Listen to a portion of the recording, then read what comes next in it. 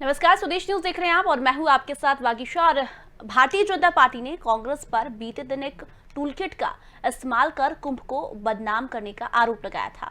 अब इसी क्रम में जूना अखाड़ा के आचार्य महामंडलेश्वर स्वामी अवधेशानंद गिरी महाराज ने लोगों से अपील की है कि वह मुद्दे का राजनीतिकरण न करें। उन्होंने आरोप लगाया कि कुंभ को बदनाम करके भारत की संस्कृति, सभ्यता और विश्वास को सुनियोजित ढंग से धूमिल करने का प्रयास हुआ। अपने ट्विटर हैंडल पर जारी उन्होंने एक वीडियो किया है और उसमें कहा है कि कुंभ की महत्ता से बात शुरू की उन्होंने और कहा कि भारतीय संस्कृति, संस्कार, सभ्यता, उसकी संवेदनाएं अगर कहीं एक साथ दिखाई देती है तो वो कुंभ का महापर्व है। आइए आपको सुनवाते हैं स्वामी जी ने क्या कुछ कहा।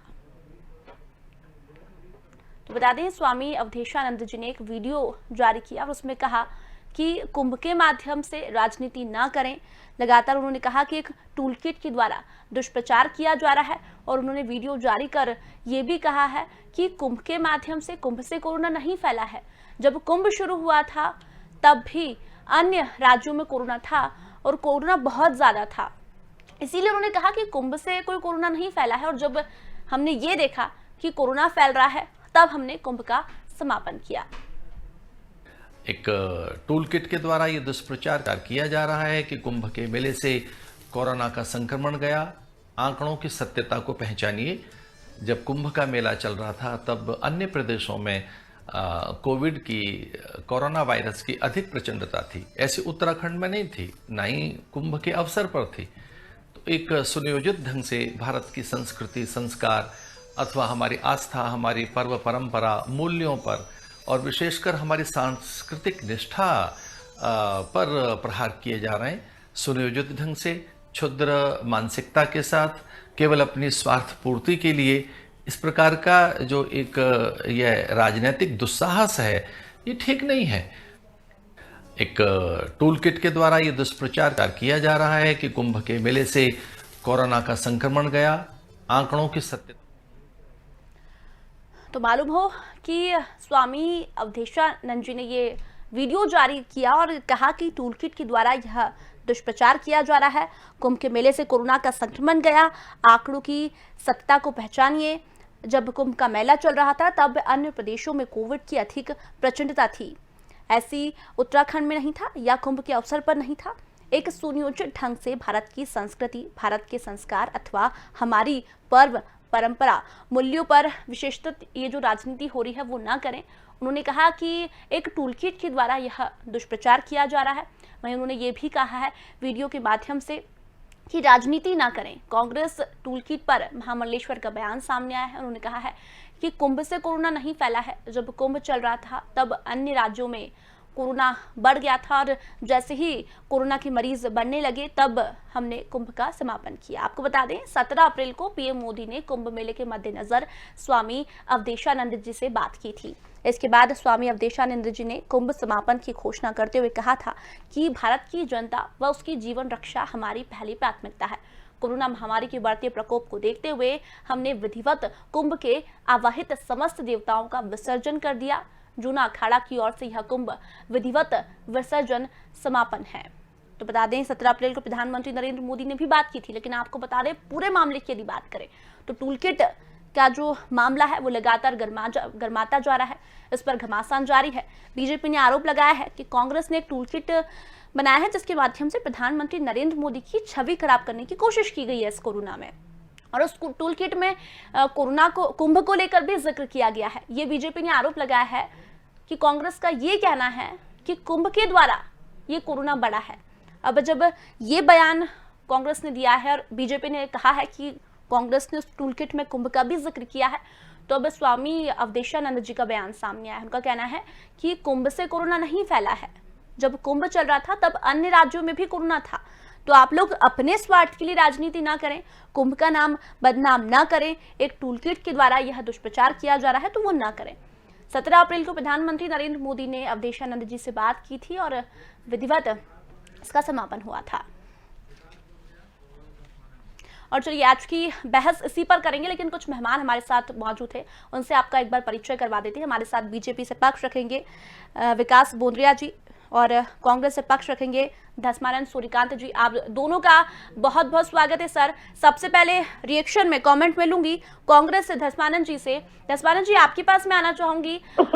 बीजेपी ने आरोप लगाया है कि टूलकिट में कांग्रेस ने कुंभ का भी जिक्र किया है, यानी कि कुंभ को बदनाम कर रही है कांग्रेस कि कुंभ के माध्यम से कोरोना फैला है। क्या कुछ कहेंगे आप इस पर? स्पष्ट कर दूं कि ये टूल किट का जो खेल है ये हमारा खेल नहीं है, ये भारतीय जनता पार्टी का ही खेल है। भारतीय जनता पार्टी जब भी फंसती है, मोदी जी जब भी एक्सपोज होते हैं, किसान आंदोलन हो, छात्र आंदोलन हो। धर्मानंद जी, आप हमें दिख नहीं पा रहे हैं, आप हमें दिख नहीं पा रहे हैं। मैंने आपको जोड़ा हुआ है, मैं तो कॉल किया हुआ है। आप जुड़े हुए हैं लेकिन आप हमें दिख नहीं पा रहे हैं क्योंकि आपका बैक कैमरा शायद ऑन है। चलिए विकास जी के पास आऊंगी तब तक में। विकास जी, बीजेपी ने आरोप लगाया है कांग्रेस पर कि कांग्रेस ने कुंभ को बदनाम करने की कोशिश की है टूलकिट में। पा रहा हूँ क्या? जी बिल्कुल बिल्कुल, आपकी आवाज मुझ तक पहुंच पा रही, मैं आपको देख भी पा रही हूँ, कहिए। ये मेरे से सवाल है? जी आप ही से सवाल है विकास जी। कांग्रेस कह रही है कि ये टूल किट तो बीजेपी ने तैयार किया, जबकि बीजेपी कह रही है कि टूल किट में कुंभ को भी बदनाम करने की कोशिश की है कांग्रेस ने। क्या कुछ कहेंगे विकास जी आप?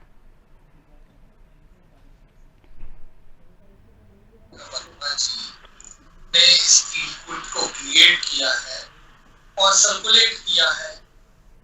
अन्य कांग्रेस के कार्यकर्ता भी उनके ट्विटर पे, उनके फेसबुक अकाउंट्स पे, उनके अन्य सोशल मीडिया अकाउंट्स पे के तथ्य जो रचना वो चाह रहे थे वो दिख रहे हैं और वही टूल किट एक्सपोज की गई है। वही टूल किट की चर्चा बीजेपी ने आधिकारिक रूप से प्रेस वार्ता के माध्यम से की है। आखिर बताना पड़ेगा ना कांग्रेस को कि सौम्या वर्मा जी कौन है जिन्होंने इस टूल किट को इनिशिएट किया है। वो उनके फोटोज राहुल गांधी जी के साथ हैं, तो इस मामले में तो कोई शक नहीं कि कांग्रेस के द्वारा एक षड्यंत्र पूर्वक ये टूल किट तैयार की गई। उनके कार्यकर्ताओं के माध्यम से हिंदू समाज के पर्वों को आरोपित करने का प्रयास किया गया और यही बात हम कर रहे हैं। जी चलिए, आपके तमाम सवालों के जवाब लेते हैं। हम धर्मानंद जी से सवालों के जवाब लेते हैं। धर्मानंद जी, क्या कुछ कहेंगे आप इस पूरे मामले पर? बीजेपी कह रही है कि षड्यंत्र पूर्वक टूलकिट बनाई गई, प्रधानमंत्री नरेंद्र मोदी की छवि खराब करने की कोशिश की गई और कुंभ को भी बदनाम करने की कोशिश कांग्रेस ने की है। मैं आपको बता दूं स्पष्ट रूप से कि टूल किट से हमारा कोई लेना देना नहीं है। हमने उसमें एफआईआर दर्ज कराई है, भारतीय जनता पार्टी के राष्ट्रीय अध्यक्ष के खिलाफ एफआईआर दर्ज कराई है, उनकी एक मिनिस्टर के खिलाफ हमने एफआईआर दर्ज कराई है, उनके सोशल मीडिया डिपार्टमेंट के खिलाफ हमने एफआईआर दर्ज कराई है। कांग्रेस का कोई टूल किट से लेना देना नहीं है। भारतीय जनता पार्टी और मोदी जी जब भी देश में एक्सपोज होते हैं तब ये टूल किट को लेकर के आ जाते हैं। किसानों के आंदोलन में टूल किट को लेके आ गए, छात्रों के आंदोलन में टूल किट को लेके आ गए। अब ये टूल किट रामदेव बाबा को और एक और संत जी को बनाने के चक्कर में है। मैं आपसे बताना चाहता हूं, चलिए टूल किट विट मारिए गोली। आप ये बताइए जो लाखों लोग ये मर रहे हैं, जो ये हमारे हिंदू धर्म के ठेकेदार हैं, ये बताएं कि जो हमारे हिंदू भाई मर रहे हैं, जिनकी मृत्यु कोरोना से हो रही है, जिनको दाह के लिए लकड़ी नहीं मिल पा रही है, जिनको दाह के लिए संस्कार के लिए शमशान नहीं मिल पा रहे हैं, गंगा जी के किनारे रेत में जिनकी लाशें जो दाह होनी चाहिए थी और वो दबाई जा रही हैं। हिंदू धर्म में कहाँ है कि दाह नहीं होगा और रेत के नीचे शव दबाए जाएंगे। सबसे बड़ा हिंदू धर्म का दुश्मन अगर कोई आज साबित हो रहा है इस देश के अंदर, अगर आप पूरा अनुपात देखेंगे इस देश में मरने वालों की संख्या का, तो उसमें 90% लोग तो मरने वाले हिंदू ही है भाई। कौन मार रहा है उनको? किसकी जिम्मेदारी है? इस देश के अंदर जो तबाही मचाई है, किसने कहा? पूरे पश्चिम बंगाल में जा करके जो तुमने बिना मास्क लगाए हुए रैलियां करी। चलिए गंगा जी को छोड़ दीजिए, कुंभ को छोड़ दीजिए, कुंभ पे भी अभी आऊंगा। अच्छा, हमने तो टूल किट बना दिया और माननीय हाईकोर्ट नैनीताल ने क्या कहा आपको? 50,000 RT-PCR रोज कराइए। ये माननीय उच्च न्यायालय हाईकोर्ट ने कहा सरकार को। और 35 लाख लोगों ने डुबकी लगाई बैसाखी के दिन। आपको पता होना चाहिए, आप बहस करा रही हैं, आपको मालूम होना चाहिए इस राज्य के मुख्यमंत्री ने कहा दिव्य होगा, भव्य होगा, बिना रोक टोक के आइए। कोई रोक टोक नहीं है, किसी प्रकार का कोई व्यवधान नहीं होगा। जो गंगा जी में डुबकी लगाएगा उसको कोरोना नहीं होगा, क्योंकि गंगा जी में डुबकी लगाने वाले को कोरोना नहीं होता। और आपको पता है 13 अप्रैल बैसाखी के दिन से लेकर अब तक जो उत्तराखंड में मरने वालों की संख्या है, पिछले वर्ष मार्च से लेकर के और अब तक जितने लोग नहीं मरे उतने लोग केवल 25 दिन में, 30 दिन में पूरे उत्तराखंड के अंदर हताहत हो गए। हमारी संख्या, जो हमारे संक्रमण की संख्या थी उत्तराखंड के अंदर 1 लाख से कम थी, वो 3 लाख पार कर गई। आज मरने वालों की संख्या 5000 क्रॉस कर गई है। कौन जिम्मेदार है? उत्तराखंड के अंदर तो सारे ही हमारे तमाम हिंदू समाज के लोग रहते हैं। मरने वालों में देखो आप, मैंने आपको बताया कि आपको मैं लिस्ट भेज दूंगा उत्तराखंड के जो 5000 से ज्यादा लोग मरे हैं। तो सूर्यकांत जी, आप ये बोल रहे हैं, आप ये मान रहे हैं कि कुंभ से भी कोरोना फैला है? आप ये कह रहे हैं क्या? कुंभ के बद इंतजामी से फैला है, कुंभ से नहीं फैला। कुंभ तो आदिकाल से होता आ रहा है। कुंभ के प्रति हमारी श्रद्धा पर कोई किसी प्रकार का प्रश्न चिन्ह नहीं लगा सकता। चलिए आपके सवालों के जवाब में महामंडलेश्वर स्वामी प्रज्ञानंद गिरी जी हमारे साथ जुड़े हैं। स्वामी जी, बहुत बहुत स्वागत है आपका स्वदेश न्यूज पर। आपसे सवाल लूंगी, मैं आपसे रिएक्शन चाहूंगी। बीजेपी ने आरोप लगाया है कि कांग्रेस टूलकिट के माध्यम से कुंभ को बदनाम कर रही है। कांग्रेस का कहना है कि कुंभ से कोरोना फैला। उसके बाद स्वामी अवधेशानंद जी का बयान सामने आया है कि इस तरह का दुष्प्रचार ना करें। क्या आपको भी यही लगता है? क्या कुछ कहेंगे आप इस पर? हम ये कहना चाहेंगे कि कुंभ एक ऐसा महापर्व है जो एक अनुष्ठान के रूप में संत महापुरुष वहां एकत्रित होकर के उस पर्व को मनाते हैं। उस महापर्व में, कुंभ के महापर्व में संत महापुरुष अपनी साधना के द्वारा, अपनी आराधना के द्वारा, अपनी उपासना के द्वारा संपूर्ण विश्व की कल्याण की कामना और भावना को धारण करके सारे अनुष्ठान करते हैं। मेरा एक ही कहना है कि हमारा जो कुंभ महापर्व है वो महापर्व विश्व के कल्याण के लिए है जी। विश्व की शांति के लिए है, विश्व की समृद्धि के लिए है। और मैं ये भी कहना चाहूंगा कि कोरोना जैसी महामारी जो है, ऐसे समय में जब हम चारों ओर दृष्टि कर रहे हैं, देख रहे हैं और हमें कोई रास्ता नजर नहीं आ रहा है, कोई वैक्सीन नजर नहीं आ रही है, कोई दवाई नजर नहीं आ रही, कोई औषधि नजर नहीं आ रही है, ऐसे समय में एकमात्र ईश्वर की शरणागति, अध्यात्म का मार्ग, यही हमें दिखाई पड़ता है। और ऐसे समय में कुंभ महापर्व में जो संत महापुरुष वहां एकत्रित हुए थे, उन्होंने तो एक कल्याण की कामना से वहां पर जो अनुष्ठान किया वो विश्व के कल्याण के लिए, संसार में निरोगता फैले जी, संसार में आरोग्यता का स्वरूप प्रकट हो और जो रोग है यह समाप्त हो। जो रोग के कारण, कोरोना के कारण लोगों के अंदर में जो नेगेटिविटी आ गई है, नकारात्मक विचार आ रहे हैं, लोग भयभीत हैं, भयाक्रांत हैं, ऐसी परिस्थिति में कुंभ महापर्व का आयोजित होना बड़ा प्रासंगिक है। क्योंकि वहां पर जो संत महापुरुष आए थे वो सिर्फ संत महापुरुष आए थे, आम लोग तो बहुत नगण्य थे वहां पर। संत महापुरुषों ने विश्व के कल्याण के लिए, लोगों के स्वास्थ्य के लिए, समृद्धि के लिए कामना की। उससे मैं समझता हूं कि राजनेताओं को अपना काम करना चाहिए। उनके लिए बहुत बड़ा विस्तृत क्षेत्र राजनीति करने का, बहुत सारी समस्याएं हैं इस देश के अंदर में, उन पर वो राजनीति कर सकते हैं। लेकिन धर्म एक ऐसा क्षेत्र है, हम किसी भी पार्टी को इजाजत नहीं देंगे कि वो हमारे धर्म पर राजनीति करें। जी, चलिए विकास जी, राजनीतिक दल जी विकास जी आपसे कमेंट लूंगी, क्या कहेंगे आप? अभी इन्होंने कहा सूर्यकांत जी ने कि हिंदू धर्म की बात करते हैं, इतने हिंदू भाई मरे, उस पर जवाब कौन देगा?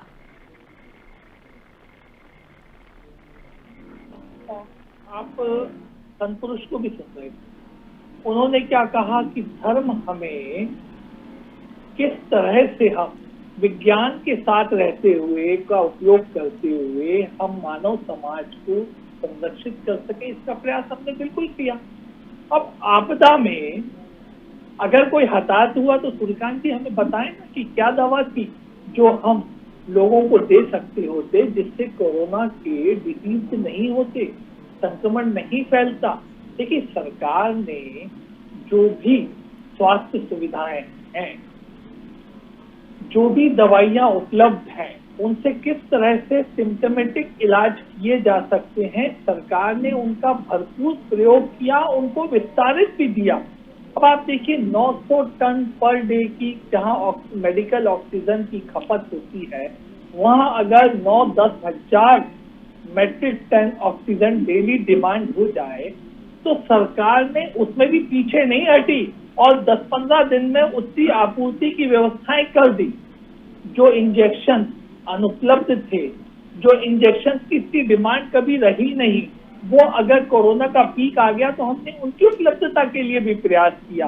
लेकिन सूर्यकांत जी की पार्टी का धर्म को अपनी राजनीति चमकाने के लिए उपयोग करना और विशेष करके इस तरह से कि तुष्टीकरण वो कर रहे हों, वो एक धर्म के त्योहारों से तो पल्ला झाड़ के अलग हटना चाहते हैं और केवल ये कोई अपने आप नहीं हो रहा, इरादतन उन्होंने ये प्रयास किया, अपने कार्यकर्ताओं को समझाया कि नहीं, आप रमजान ईद के बारे में कुछ मत कहिएगा, केवल कुंभ से किस तरह से कोरोना फैला इसकी चर्चा करिएगा।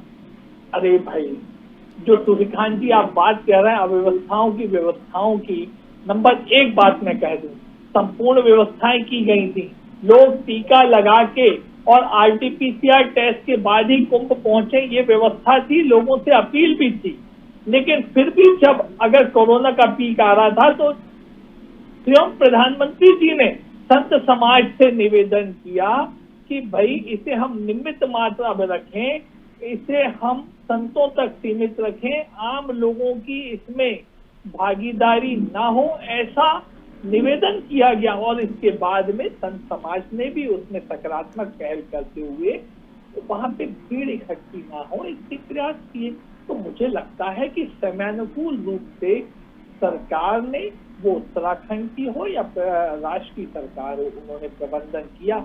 लेकिन मान लीजिए अगर पूरे नॉर्थ इंडिया बेल्ट में कोरोना फैल रहा है, उसका पीक आने लगा, उसको आप क्या इस ढंग से उपयोग करेंगे कि आप तुष्टीकरण की बात करेंगे, आप एक धर्म को तोहमत में लेंगे? मुझे लगता है सूर्यकांत जी, आप सरकार पर अटैक नहीं कर रहे, आप इस भारतीय हिंदू समाज पर अटैक कर रहे हैं। सूर्यकांत जी क्या कुछ कहेंगे आप? इनका सीधा आरोप है कि तुष्टीकरण की राजनीति क्यों कर रहे हैं आप? सीधे तौर पर धर्म के नाम पर राजनीति कर रहे हैं, अपनी राजनीति को चमकाने की कोशिश कर रहे हैं, सीधा आरोप लगाया इन्होंने आप पर। देखिए, आप जिस तरफ बहस को ले जाना चाह रहे हैं, बहस उधर जाएगी नहीं। सूर्यकांत जी, मैं नहीं ले जाना चाह रही हूँ। अवधेशानंद जी का बयान मैं आपको सुना दूं एक बार। अवधेशानंद जी का बयान अभी प्रज्ञानंद जी ने क्या कहा? प्रज्ञानंद जी ने कहा कि तमाम राजनेता राजनीति ना करें, अभी सभी साथ की जरूरत है। अरे सुन लेना, आप मेरी बात सुन ले। अवधेशानंद जी का बयान, मैं अवधेशानंद जी को भी बहुत अच्छे से जानता हूँ, बाबा रामदेव जी को भी बहुत अच्छी तरह से जानता हूँ। और बाबा रामदेव जो 35 रुपए लीटर पेट्रोल बेच रहे थे, उनके बारे में मैं सारी कथा कहानी जानता हूँ और आज से नहीं जानता। जब से वो साइकिल में कड़खल से चल करके और अपनी जड़ी बूटी बेचा करते थे, तब से मैं उनको जानता हूँ। इसलिए मुझे ये मत बताएं कि अवधेशानंद जी का बयान क्या है, मैंने सुन लिया। मैं आपसे कह रहा हूँ, गंगा के प्रति हमारी अगाध आस्था है। गंगा हमारे यहाँ से ही निकलती है, उत्तराखंड से, गौमुख से। और विकास जी, आपको मालूम नहीं है, जो कुंभ के बारे में आप कह रहे हैं, हमारी पीढ़ियों से कुंभ के प्रति हमारी आस्था पीढ़ियों से है। और कोई ऐसा कुंभ नहीं जाता, अर्ध कुंभ नहीं जाता, महाकुंभ नहीं जाता जिसमें हम स्नान करने न जाते हो। इसलिए आप परेशान ना हो हमारी आस्था और उससे।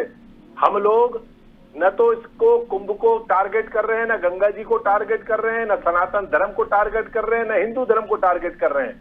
हम राज्य सरकार और केंद्र सरकार की व्यवस्थाओं को टारगेट कर रहे हैं। गंगा ने मुझे बुलाया है, कहाँ है वो गंगा पुत्र? बनारस में दोनों तरफ गंगा जी के किनारे जो मजमा लगा है लाशों का, जिनको दाह होना चाहिए था, जिनका संस्कार होना चाहिए था हिंदू रीति रिवाज से, उनको रेत में दबाया जा रहा है। विकास जी, जरा पूछिए गंगा पुत्र कहाँ है? गंगा पुत्र चलिए, कुंभ की बात छोड़ दीजिए। पश्चिम बंगाल में जो बिना मास्क लगाए कह रहे थे कितनी बड़ी अपार जन समूह, जिससे मैं गदगद हो गया हूँ, इतना कभी बंगाल में इकट्ठा नहीं हुआ। जो रोड शो कर रहे थे बिना मास्क लगाए, आप छोड़ दीजिए हरिद्वार की बात, छोड़ दीजिए कुंभ की बात।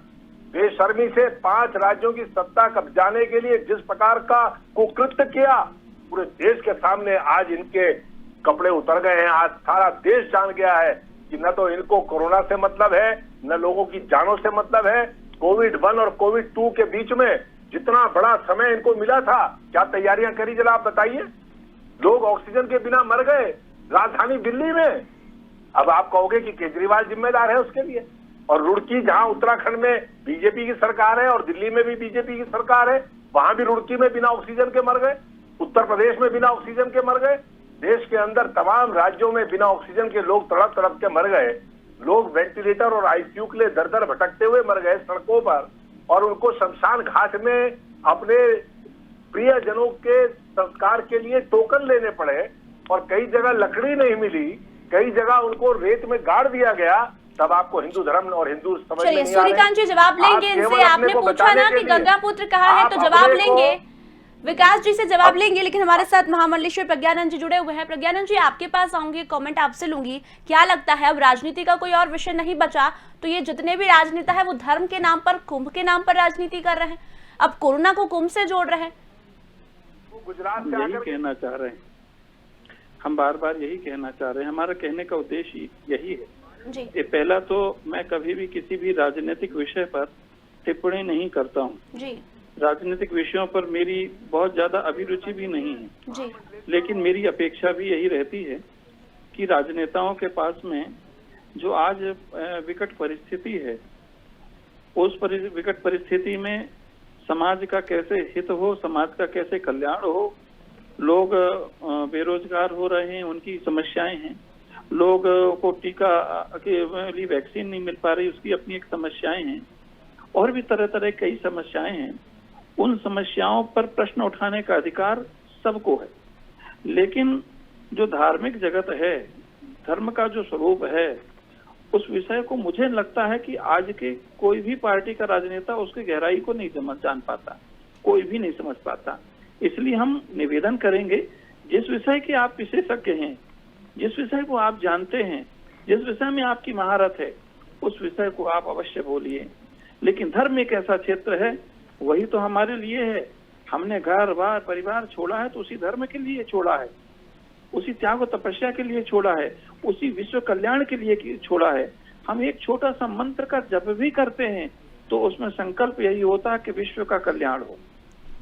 प्रत्येक हमारा उद्घोष यदि होता है तो हम उदार चरितानाम वसुधैव कुटुंबकम की अवधारणा को अपने मन में धारण करके हम उसी बात को करते हैं। तो हम यही कहना चाहेंगे कि देखिए, एक तो राजनीतिक विषय में मेरी अभिरुचि नहीं, मैं टिकट टिप्पणी नहीं करता, मैंने पहले कहा जी। लेकिन मैं राजनेताओं से ये भी चाहूंगा कि वो सिर्फ सनातन धर्म को ही एक टारगेट ना करें जी। सनातन धर्म पर ही आक्षेप प्रक्षेप ना लगाएं, क्योंकि सनातन धर्म की मूल अवधारणा को सूर्यकांत जी भी जानते हैं और विकास जी भी जानते हैं, और मुझे लगता है आम से आम आदमी भी जानता है।